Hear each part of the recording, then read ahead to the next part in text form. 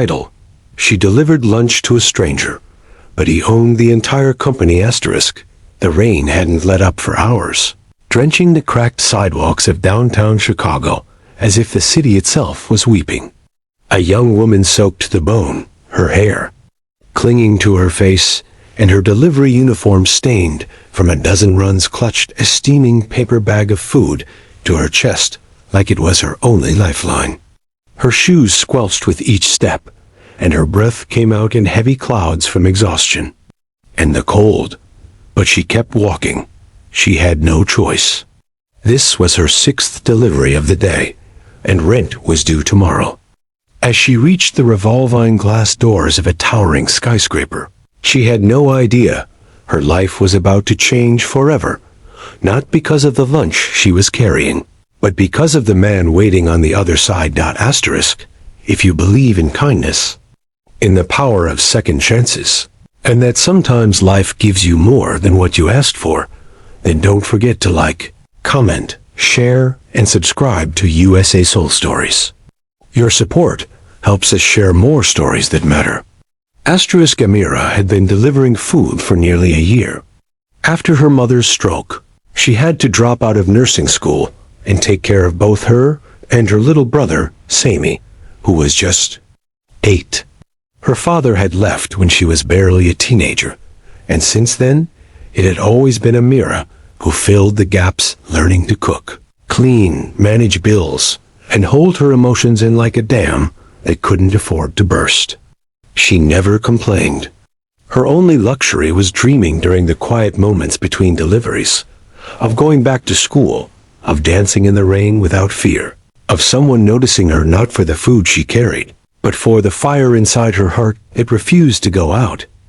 Asterisk, the order that came in that afternoon was strange. It was a massive meal, 3 entrees, soup, salad, drinks, and the instructions were vague. Delivered to 47th floor, North Tower. Ask for Mr. R. No name, no suite number. No tip added up front either, but she didn't question it. She needed every delivery she could get. Asterisk, when the elevator dinged open on the 47th floor, she was greeted by silence and sleek, sterile walls that smelled faintly of expensive cologne and freshly polished marble. She wandered down a hallway lined with glass offices, some with doors open, most empty. The whole place looked abandoned. That's when she saw him standing by the window at the far end of the corridor, his back turned, staring out at the city skyline like he was looking for something long lost. Asterisk, he looked out of place. No suit, no tie, just a simple black sweater, sleeves pushed up to his elbows, and an old watch on his wrist. His hair was slightly disheveled, his stance relaxed, but weighed down by something she couldn't name. She hesitated, unsure, then called out, "Are you Mr. R?" Asterisk, he turned slowly. His eyes, gray and tired, locked onto hers. For a moment, he didn't answer. Then, almost with a ghost of a smile, he nodded. "I guess I am today." Asterisk, she handed him the bag, shivering slightly. "Big lunch," she tried to joke, hoping to speed things along and get out of the awkward silence. Asterisk, instead of reaching for his wallet or a tip, he surprised her. "Have you eaten?" Asterisk, she blinked. I'm okay, thank you." Asterisk, "Please. Sit." He motioned toward a chair by the window. "I ordered too much anyway." Asterisk, everything in her screamed to say no. She had other deliveries. She was drenched. She looked terrible. But something about his voice, gentle, calm, worn out in a familiar way, stopped her. She sat. She told herself it would only be for a minute. Asterisk, what followed was a conversation. That didn't feel real. They didn't talk about food, or work, or the weather. Instead, he asked about her dreams, her favorite book, what she would do if tomorrow money wasn't a worry. She answered without thinking about her mother's recovery, about the scholarships she had applied for years ago, about the night she held her little brother when he cried because the power was out and he missed their father. Her voice trembled at times. So did his hands as he poured her a cup of coffee. What she didn't know then, what she couldn't have guessed, was that Mr. R wasn't just a lonely man with a big lunch. He was Richard Langston, the reclusive CEO of Langston and Hill Corp., one of the biggest private companies in the state. A man who hadn't stepped into that office in over a year, not since his wife passed away from cancer. Everyone assumed he worked remotely, or not at all anymore. But on that day, something had pulled him in. A memory, a voice, or maybe just the weight of solitude. And something in Amira had reminded him of her. The kindness, the stubborn strength, the spark of life even when everything was against her. Over the next few weeks, he kept ordering lunch. Always the same instructions, always asking for her. And slowly, a strange, delicate friendship bloomed. She started looking forward to the 47th floor. Not because of tips, he never gave her any cash, but because for that 1 hour a day, someone saw her, listened, valued her not as a delivery girl, but as a human being with a soul that mattered. But life wasn't waiting.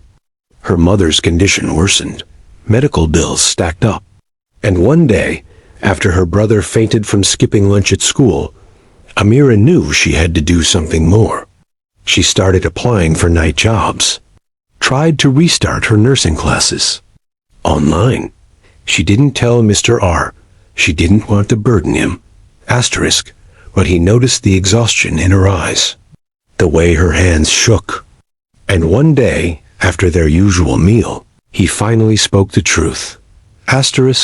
My name is Richard Langston, he said quietly, placing a business card between them. This company is mine. Her breath caught. What?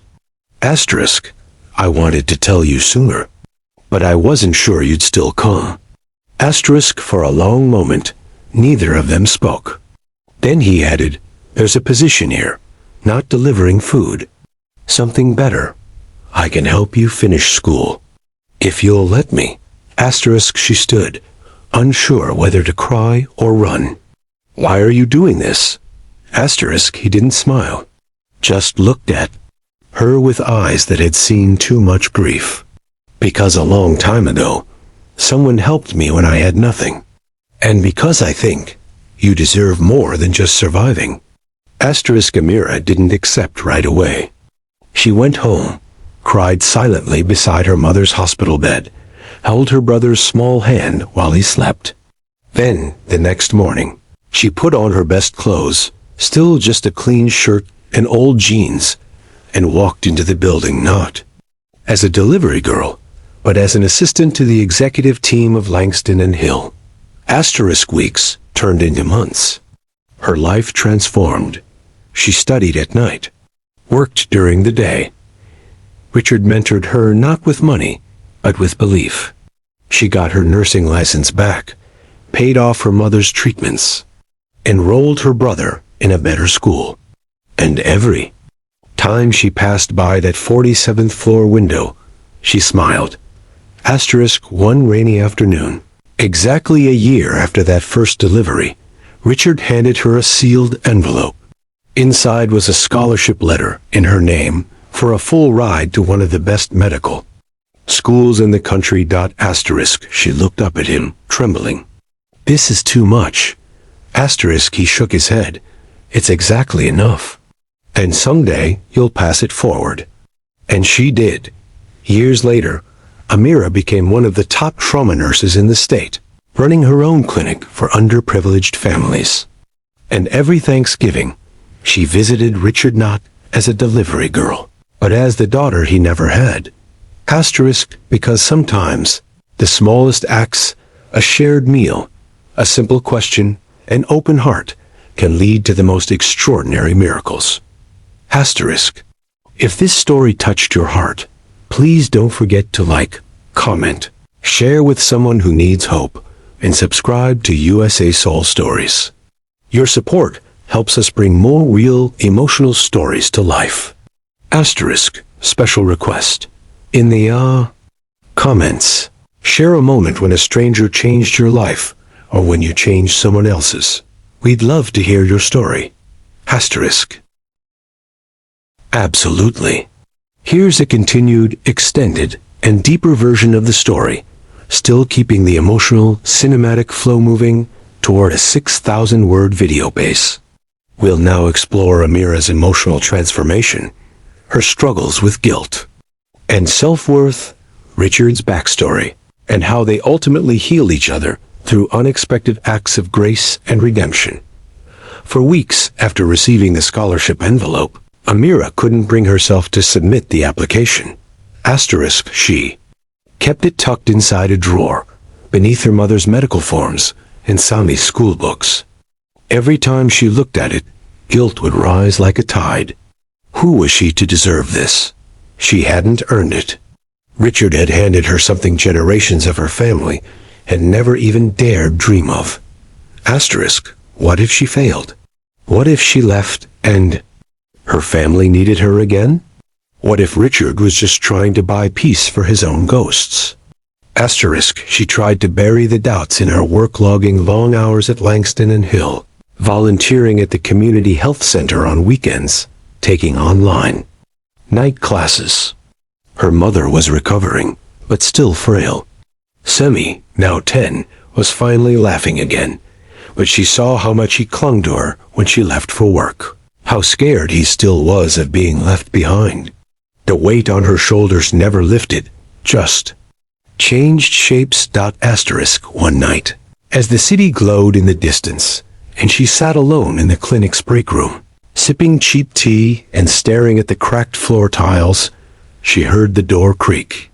She looked up, and there was Richard, holding a box of donated supplies and looking as out of place as a king in a shelter.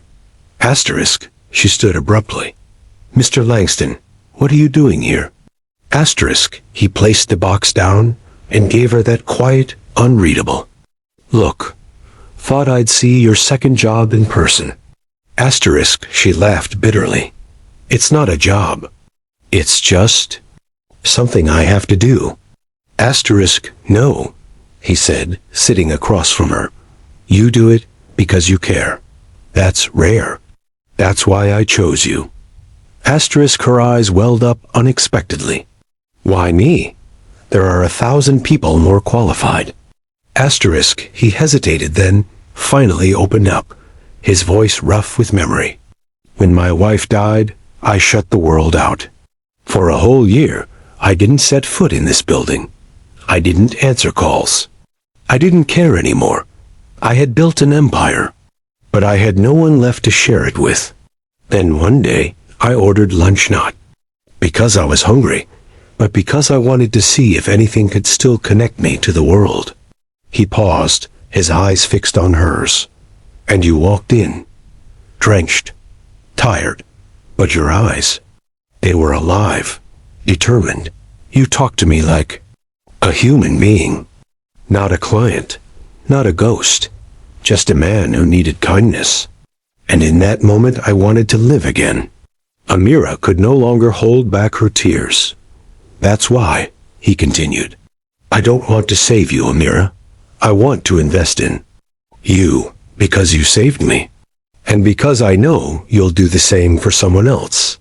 Asterisk, that night, Amira went home, held the scholarship letter in her hands, and quietly whispered, I'm ready. Medical school wasn't easy. It stretched every ounce of her strength and time. She moved to another city for her studies, and although Richard's support remained strong emotionally and financially, Amira still worked part-time at a local free clinic, still sent money home, still made time for Sammy's birthday calls and late-night advice for his homework. There were nights she cried from exhaustion, days she wanted to quit. But something Richard had once said kept her going. Asterisk, pain means you're still alive. Compassion means you're still human. Hold on to both and you'll never lose your way. Asterisk, every semester she passed, she sent him a handwritten letter with updates. Not emails, but real letters. He kept everyone in a wooden box on his bookshelf. Asterisk. By the time she graduated top of her class, she was already fielding job offers from elite hospitals. But she turned them all down. Asterisk. Instead, she returned to Chicago and opened a small clinic in the same community. She had grown up in one that didn't turn away anyone based on money. She named it the Second Chance Clinic. And on opening day, she invited Richard. Asterisk. He came, of course. Older now, walking a little slower, but still with that fire in his eyes. Asterisk. I didn't just build this, she told the crowd gathered for the ribbon cutting. We built it. Every person who believed in someone who didn't believe in themselves. Every hand that held another when the road got too hard. This clinic is proof that kindness isn't weakness. It's strength. And I owe it all to one act of kindness from a stranger who became family. Asterisk. That night, after the ceremony, Amira and Richard stood alone outside under the stars. Asterisk. I'm proud of you, he said simply. Asterisk. She looked at him, smiling through tears. You know what the best part is? Asterisk. What? Asterisk. You were wrong. Asterisk. He raised an eyebrow. Asterisk. You did save me. Asterisk. He smiled, eyes glistening. Then I guess we're even. Asterisk. And from that day on, every time someone walked through those clinic doors homeless, broken, lost, or just looking for hope, they were greeted, not just with medicine, but with stories. Stories of second chances, of rainy days that led to miracles, of lunches that led to legacies. Asterisk. Because sometimes, the smallest delivery becomes the greatest turning point. Asterisk. If this story touched your heart, even just a little, please like, comment, share with someone who needs hope, and subscribe to USA Soul Stories.